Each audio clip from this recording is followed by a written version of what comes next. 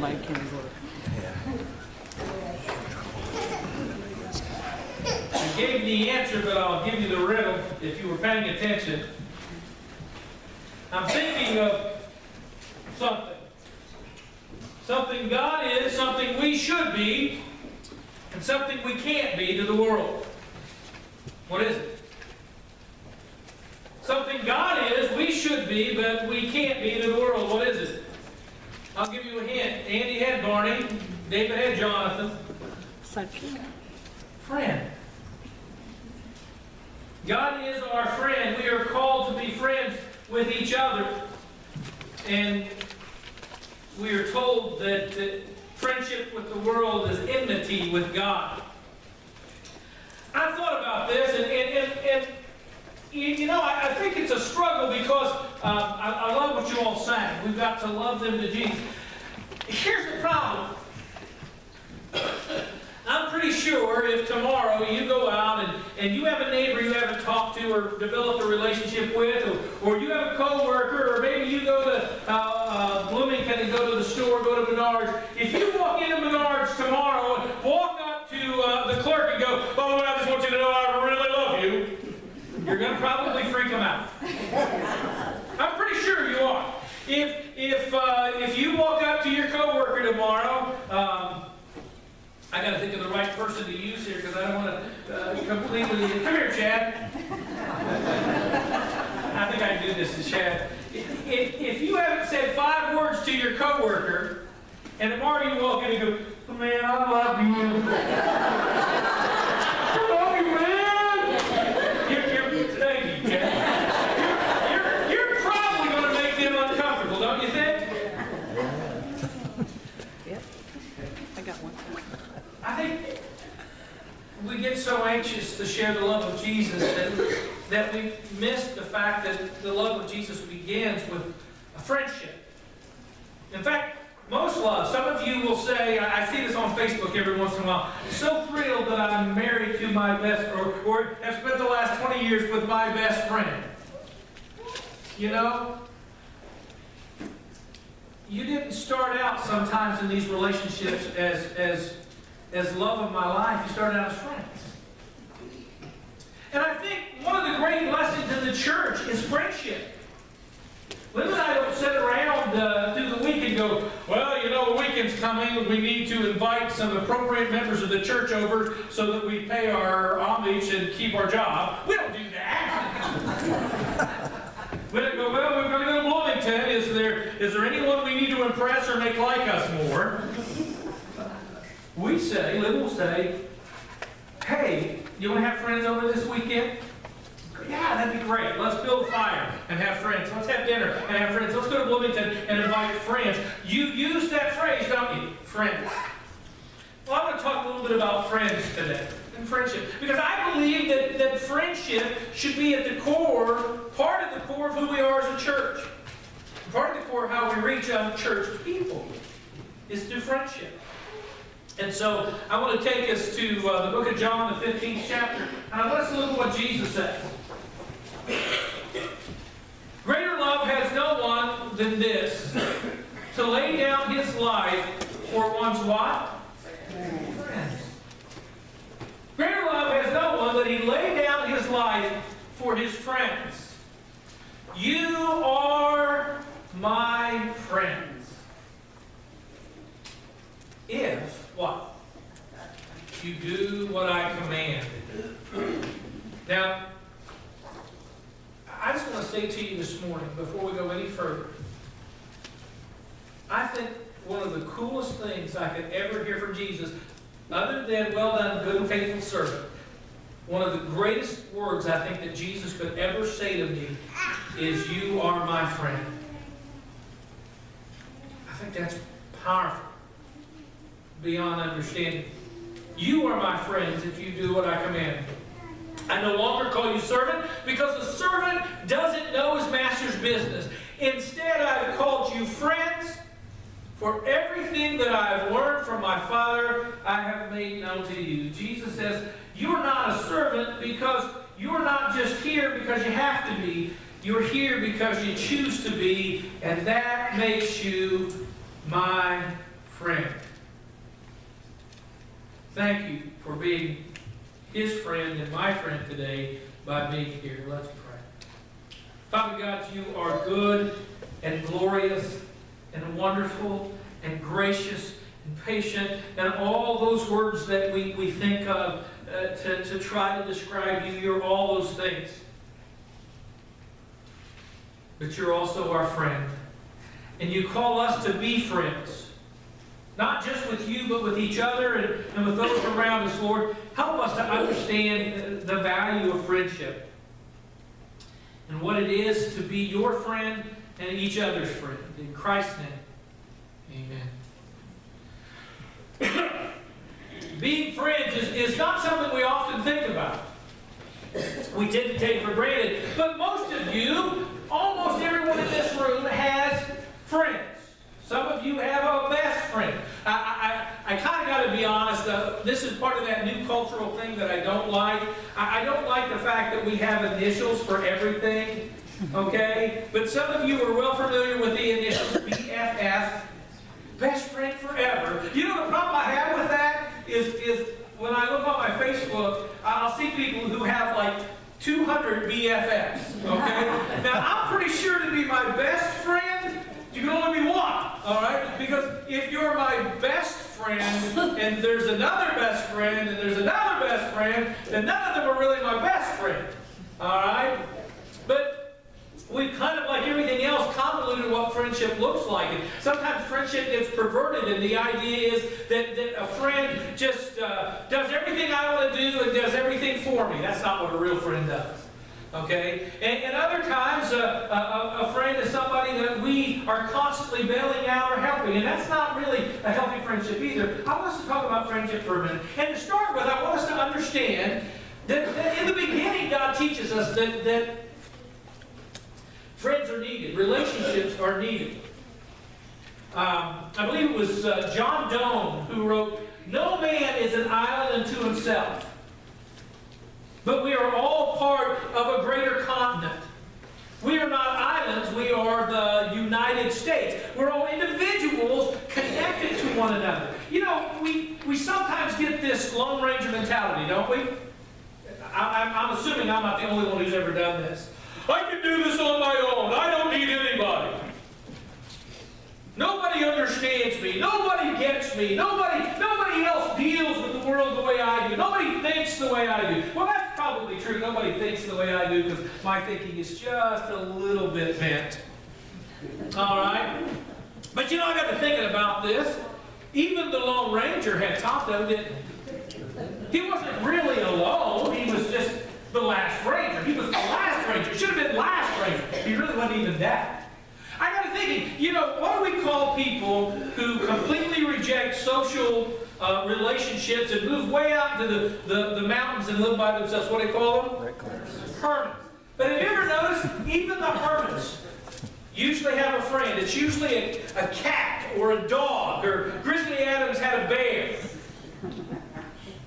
Even when you say, and I know there are times this is true, but even when you say, I just want to be alone, what do you usually really want? Someone to take an interest in you, a friend. It's interesting that God creates Adam. I want you to think about this. God creates Adam, and when he makes Adam, Adam is physically perfect. No disease, no flaws, no errors. Okay? He puts him in a perfect world where the weather is perfect every day. And this is one of the things that I think is so cool. I honestly believe that Adam had the ability to communicate with animals. Okay? Because it says they lived in harmony in the Garden of Eden. So imagine you're walking through the garden naked, which is, forgive me, kind of cool. You're not worried about anything. You're not worried about what people think. You're just walking around naked. Walk up to a lion and scratch it on the head. How you doing there, buddy? Go give a bear a belly rub. Ride a rhinoceros for a while.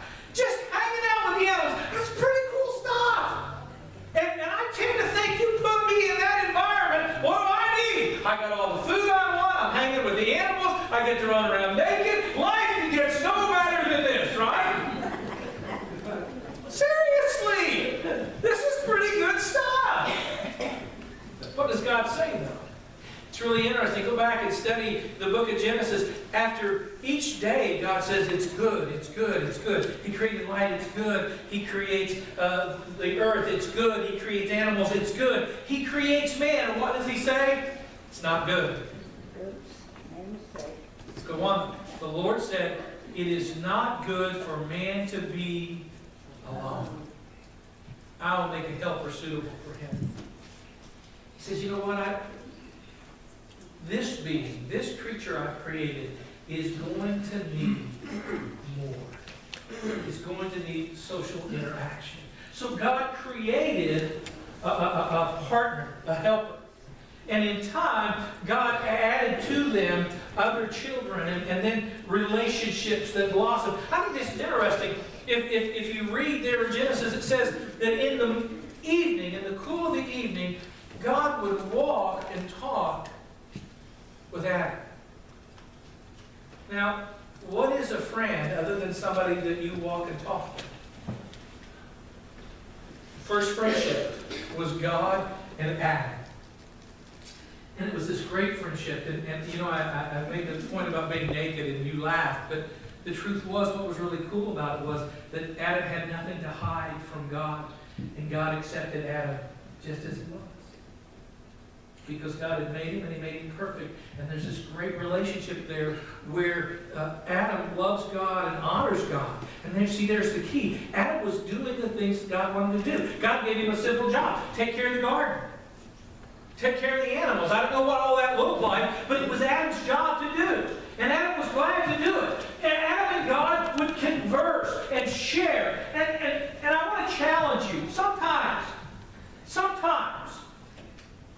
things that we do to honor God become ritualistic and lose their power. And sometimes, just sometimes, we lose the value of just walking and talking with God as our friend. I doubt seriously that the people in this room, that all of you don't have a prayer life. But sometimes your prayer life becomes stale, doesn't it? I mean, to be honest with yourself, it becomes just what you do. We kind of be like Billy. Billy's one of those little kids that mom and dad were teaching to pray and had that little written out prayer. Now I lay me down to sleep. I pray the Lord my soul to keep. If I should die before I wake, I pray the Lord my soul to take. God bless Mommy and Daddy, Billy and Susie, and our dog Spot, and all the missionaries. Amen.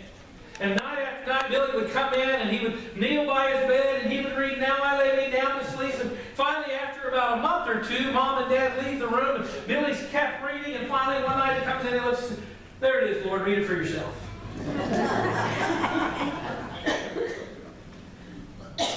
Sometimes, I want you to think about this. Our prayer life just becomes a series of repetitive phrases where we say the same things. And it isn't that we don't care, it isn't that we don't mean it. I pray for my children every day, and every day I'm genuinely concerned. But sometimes I just pray for my kids, because I pray for my kids. And for my wife, and I pray for you, and I pray for other friends in ministry. And sometimes I'm just saying those same words in the same way, day after day after day. Can I make a suggestion this week? Be friends with God. Take a little time, take a walk and talk to Him. Break your habit of prayer. Have a conversation with God. Walk down the road and just talk. Or on your way to work, here's a suggestion. On your way to work, turn off your radio. And I'm not telling you to pray, I'm telling you to talk to God.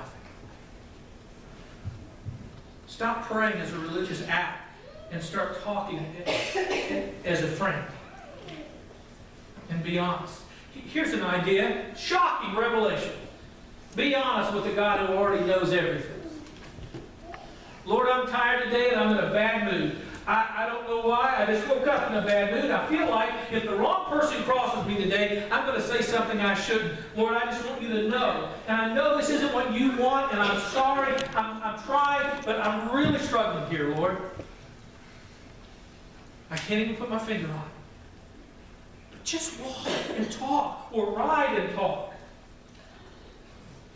But instead of seeing him as this far-off being, somewhere out in space, to whom you have to offer an offering of religious fervor, see him as a friend to whom you can honestly talk to and have a relationship with. Our very first friend in history was God. And God afforded us the ability to talk with him as a friend. Because he knew we need friends, because he knew it wasn't good for us to be alone. Let's talk about some of the benefits of friendship. God knows it's good to have friends, and God laid it on Solomon's heart to write about that relationship. Solomon, for those of you who may not be aware, was the son of King David who became king of Israel. And when becoming king, God comes to him and he says, I'll give you anything you want. Here's your time. Make one request. Riches, power, whatever you want. Solomon prays for wisdom. And the Bible says that he was the wisest of all men. Let's see what Solomon says about friends. In Ecclesiastes, the 4th chapter, starting in the 9th verse, Solomon says, 2 are better than 1. 2 are better than 1. Because they have good return on their labor. If either of them falls down, one can help the other up. But pity anyone who has no one to help him up. Also, if 2 lie down together, they will keep each other warm. But how can one keep warm alone? Though one may be overpowered, 2 can defend themselves. A cord of 3 strands is not quickly broken. I want us to take away some of the verbiage wrapped in that verse and just break this down to line items of friendship. And what I want us to do, here's what I'd like you to do. I'd like you to kind of check your character on this. What kind of friend are you? Where do you measure in this, and how do your friends measure in this? Let's take a look at just some line items. Friends have good return on their labor, and one can help the other. Now, here's what I thought about. Anybody in this room ever had that moment where maybe you bought a toy for a kid, a swing set, a grill, something, I love that, some assembly required. Anybody have this experience? And you get it home, and you're by yourself, and you're trying to put this thing together, and what happens? Some of you, now there are probably guys in this room, oh, it took me 15 minutes, I put it together. I bought, it's a true story, I bought Liv one year for some reason, around Mother's Day or something, I bought her this wood plant stand. And it was 3-tiered. It had a centerpiece and 2 side columns and shelves that you could put potted plants on.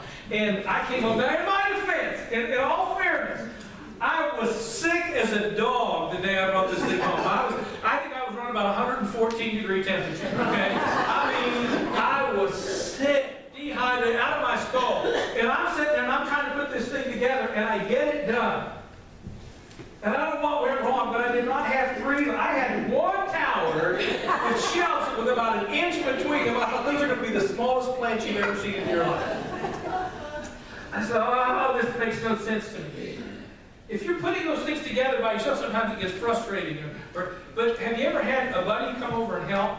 And maybe I'm only speaking to guys here, ladies, I don't mean to. But when I go to put something together, and I have a friend come over, it's really cool. A lot of times what happens is, while I'm trying to put it together, he's actually reading the instructions.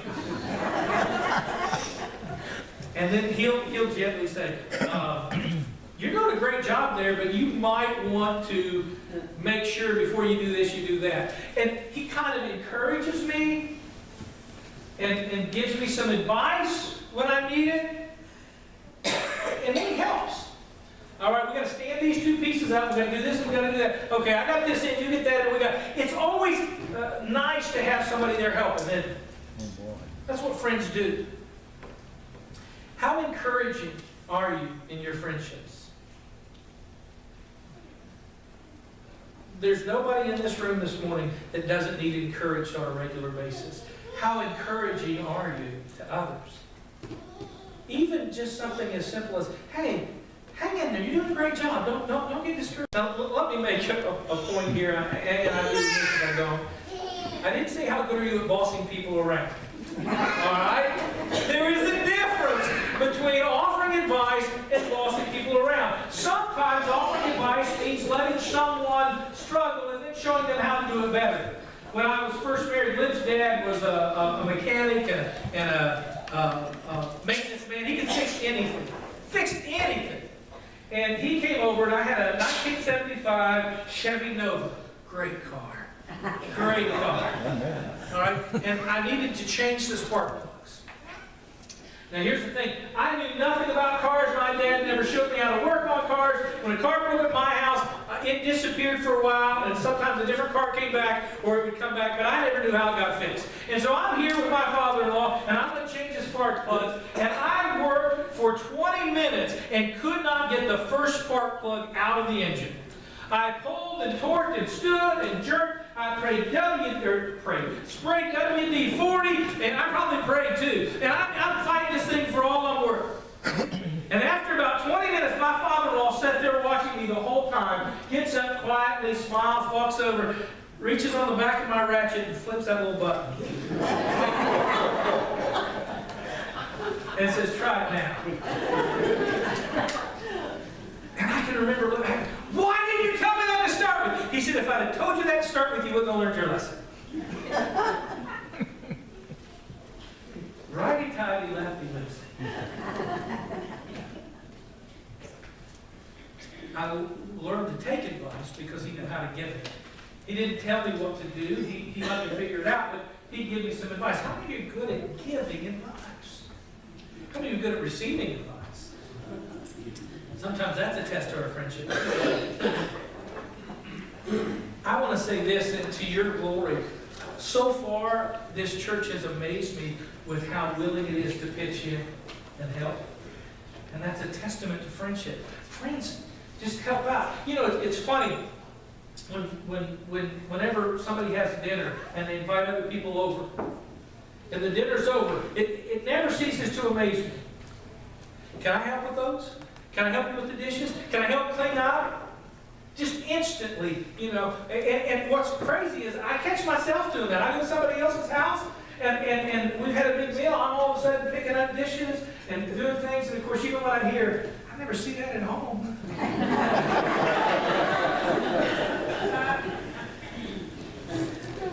But you know, that's what friends do, isn't it? When there's something they can do to help, they help. How good are you at that? How good are you at seeing a need and pitching in? How about they keep each other warm? You know, it is physiologically true that two people stuck out in the cold, as they huddle together and share body heat, they keep each other warm. They keep you alive, actually. All right? But there's other ways of being kept. What about emotionally warm? Haven't there been times that you just felt kind of cold and distant, broken, when a friend comes along, puts their arm around you, gives you some encouraging words, and all of a sudden you literally feel warm inside, don't you?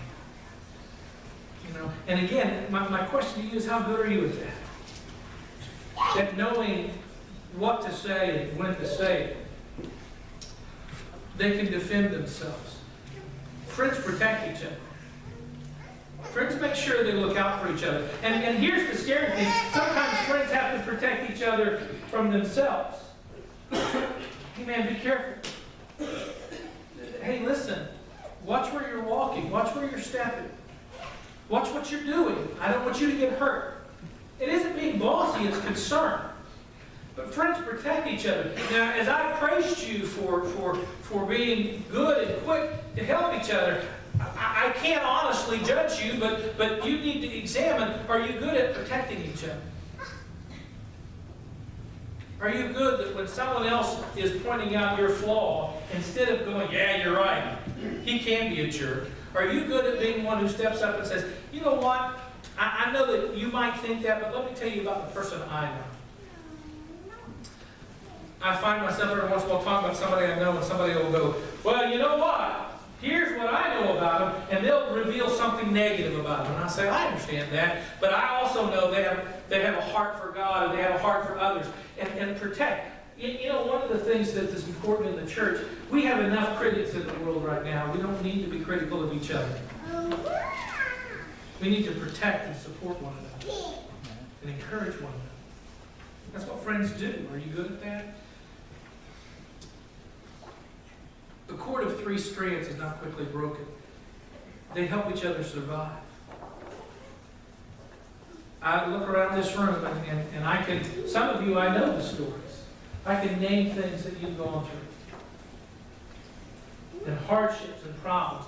You've lost family members and friends. You've had financial struggles. You've had personal struggles. What got you through that? In addition to your love of God and God's faithfulness, how many times have you heard this phrase, I don't know what I would have done if it hadn't been for my friends who rallied around me and were here for me when things went wrong. Have you been one of those friends? Have you been one of those people who rallied? A few years ago, I had a friend who was going through a horribly ugly divorce. And it was just a terrible time in his life. And I began to see things and hear things that he was saying and doing that showed me that he was really sliding into a dark place. And so I just got in my car, I drove south, I pulled into his house, and he said, what are you doing here? I said, I'm here for you, pack your bags, let's go. What do you mean? Pack your bags, you're coming to my house, and you're going to stay with me for the next week. What are you talking about? You're coming to my house. And we're going to get through this. And I'm not saying in a week's time everything got better, but he got stable.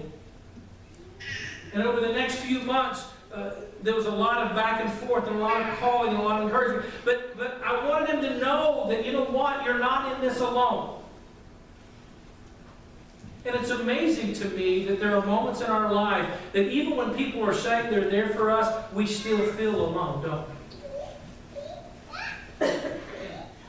If you've ever lost a loved one, when everybody's gone and you're the last one there, you're sitting in that room by yourself, it doesn't matter that they said you're not alone. How do you feel? You feel alone. And what you need then is somebody to not forget you the next day and the day after and not leave you alone. You are never, and this is a really cool thing about God. I will never leave you nor forsake you. You are never alone. Because God is your friend and He's a great friend who is faithful. But He also calls us to be friends with each other. And not leave each other alone when things go wrong and things go bad. Because I promise you, in this world, things will go wrong, things will go bad. But these are the benefits of friendship. When we live it, when we become reflections of these things. You see, we are called to have friends and be friends. So we have to weigh these things. So what's the key? How do I do this? How do I get this going? Well, I want to take you to Romans chapter 12. And we're going to look at two verses. I think it's verse 10 and verse 18. Be devoted to one another, honor one another above yourselves. So then he says, as if at all possible, as far as it depends on you, live at peace with everyone. All right, two very simple verses, two very simple concepts. Okay? I'm going to do the last one first. As far as it depends on you,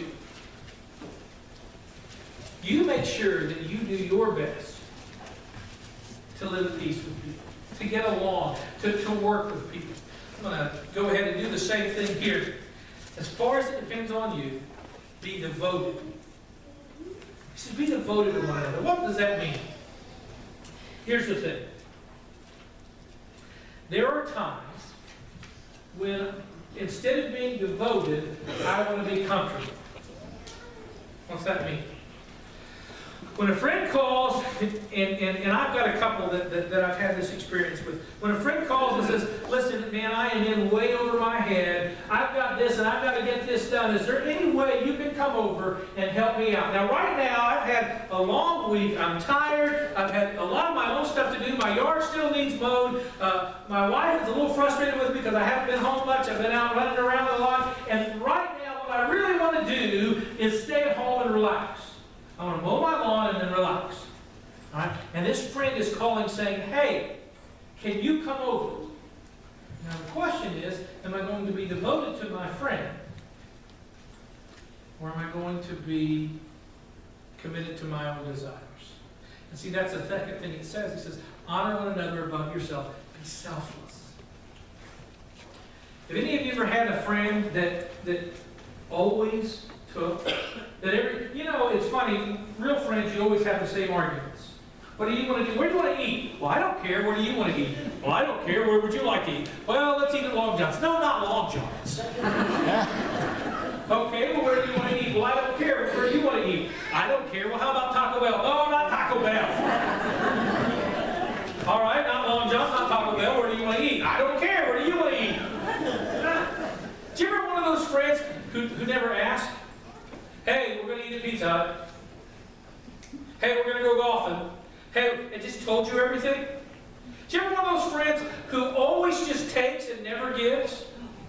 Who never, you know what? If you had a friend like that, if you notice I said had a friend like that, they get a different title pretty quick, don't they? They get this title of selfish. And they're not your friend long, are they? Because you reach this point where you go, I'm just tired. All they ever do is take. They never think about where I'm at. Real friends are selfless. Real friends think about their friends as much as they think about themselves. And they care about their friends as much as they do themselves. The other fight I see real friends have, and I have these every once in a while with some of my friends. When you finally decide where you're eating, I got this. No, you don't. It's my turn. No, I got this. No, you're not paying for mine again. I always want to be a good friend and just say, okay, you pay for it. I don't want to argue. It's all you. But friends are selfless. Friends give of themselves and share. Now, here's a question I want you to wrestle with.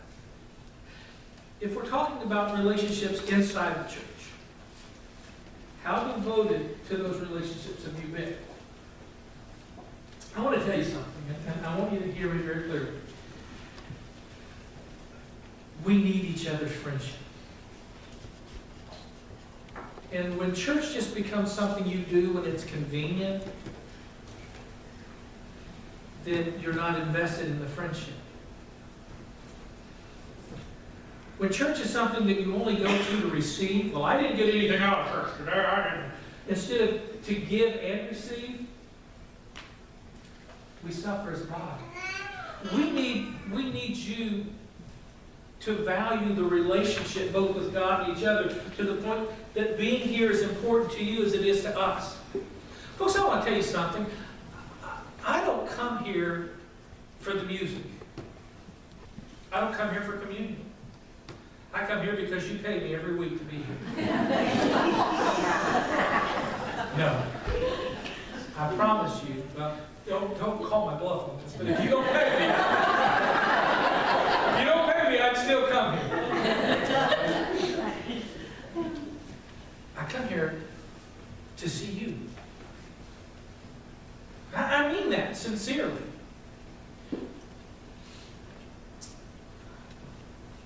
If someone walked up to me tomorrow and said, listen, we own a building outside of town. We want to try a social experiment. We're going to pay you 3 times what you're making right now. And all we want you to do is once a week show up at that building and deliver a message no matter who's there. And if I were to go there and that building be empty, and week after week I preach to an empty building but I draw a big check, I wouldn't be there long. Because I don't come to preach a sermon. I come to see you. I come to be your friend. And when people talk about titles, whether we call you pastor, we call you a preacher, tell you what, call me friend. It is a much greater honor to me when you introduce me to someone, if you introduce me to, this is my friend Scott, as opposed to, this is our new pastor. I didn't come here to be your new pastor, I came here to be your friend. And I don't want you to come here because you're an elder or a deacon or a Sunday school teacher or because you feel, I want you to be here because these are your friends and you want to be here. You want to be a part of who we are as friends. One of the great blessings of the church is the friendships we develop in it. Okay? But I want you to also know there's a world around us. And I started with this. If you want to impact the world, try being a friend. Wise man once said, to have a friend, you must learn to be friendly. That's pretty sage, wouldn't you agree? To have a friend, you must learn to be friendly. I want us to think about how we become friends with those who are hurting. How we show devotion and selflessness to our neighbors and our co-workers. How we are committed to encouraging and helping those around us. How do we become friends to those people? How do we show that? And then I think I would be remiss if I didn't take you back to Proverbs 18 and remind you that in the church we have this promise of a friend who sticks closer than a brother. I want you to know you have a great friend in Jesus, who's all the things that we want to be and need to be, but aren't always. T.J. McClellan was a young man in a youth group I worked with, and on one occasion he was asked for a youth Sunday to share a communion devotion, one of the best I'd ever heard. He told us a story as a young man going out and playing ball with his siblings and his friends. And they've been warned repeatedly about where not to play ball, and some of you all have had this experience. They've been warned and warned and warned, and he had a pretty strict dad.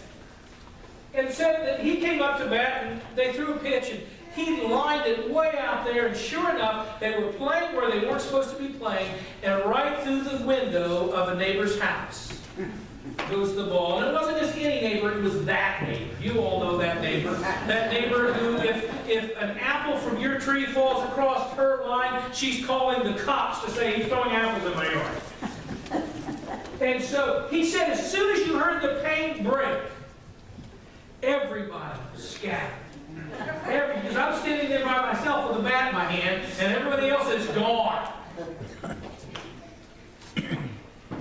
And he goes, I know where my siblings went. He said, they went straight home to tell Mom and Dad what I had done. And he goes, as they were beating it to the house, he said, my best friend came over and said, quick, give me the bat. And I said, what? And he said, give me the bat. He said, I know her, that lady. She knows my mom. I'll go over and tell her I did it. That way your dad won't be mad, and my mom will make things okay with her. And he said, are you kidding me? He said, no, it's all right. And then he went to this verse. And he said, you know, I realize that in life, I've broken a lot of windows. And there was a penalty to pay for every one. And when I broke them, the world scattered and was going to leave me hanging on the vine to pay the price. And when everybody else, including my family, ran away, Jesus looked through time and he stepped up and he said, I'll take care of it. I'll pay the price. Give me what you broke and I'll fix it. I'll accept the penalty that's due you. Folks, that's what a real friend does. And you have that friend. If you're here this morning and you've never known Jesus in any way, as a friend, as a Savior, as a Lord, then I'm going to invite you to come see me. We're going to sing an invitation hymn, and I know that most of us are accustomed just to singing this as a closing song, but we're going to sing this song, and even when that song ends, if you don't know Jesus in any way, I invite you to stop me before the day's out and say, hey, can I come talk to you? But let me say this, for those of you who've been coming to church for a long time, if you've known Jesus as Lord and you've known Jesus as Savior, but you've really never known Him as friends, Jesus says to you this morning, you are my friend. And He calls you to come and let Him love you as your friend. All you have to do is accept the call. And so as we stand to sing, I pray that whether you come up here and pray, or you call me and have me pray with you, or you stand right where you're at and humbly while the rest of us. And I yield to our friendship. Just be his friend today. And know what it is to have a real friend. Let's stand and let's sing. Number 455.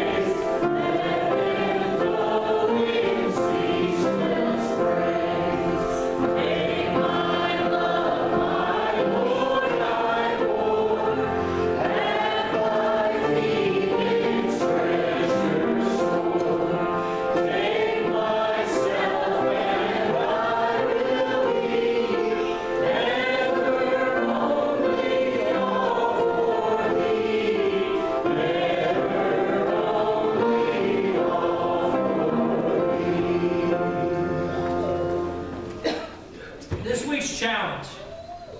I want to challenge you this week to be friendly. I want to challenge you, I've already did, to be friends with God, to have honest conversation with Him. Let me throw this one out. Pick one night this week, turn off your TV and go for a walk and talk to God. Or drive and talk to God. Be friendly. But then I want to challenge you to be friendly. Be friendly with each other. You know, I want to thank you, Liv and I both. The invitations and the encouragement we receive from you guys to do things together is wonderful. Thank you. But do it for one another, too. Don't, you know, sometimes, well, the new guy's here. Let's make sure we make you feel welcome. Let's make the old folks feel good, too. Let's show some friendship. Okay, but be friendly to those outside of your circle. Be friendly to the lady at Walmart or Rulers. Be friendly to the clerk at Huck's. Be friendly to whomever God brings across your path. Be friendly. Okay? Let's pray. Father God, thank you for being our friend. Even when we didn't deserve such a good friend, Lord, you chose to be our friend. You chose to love us. Help us to learn what real friendship looks like and to obey you. Lord, it's easy to leave that part out. If we're really your friends, we're going to listen and obey you. Help us to do that as your friends. Knowing that as our friend, everything you've told us is to our good. Is that we would have life to the full if we obey. Help us to obey and know what that life looks like. And help us to be friends with those who aren't friends with you, so that through us they can come to know you. Help us to lift Jesus high, so that all men might see him and be drawn to him. In Christ's name we pray. Amen.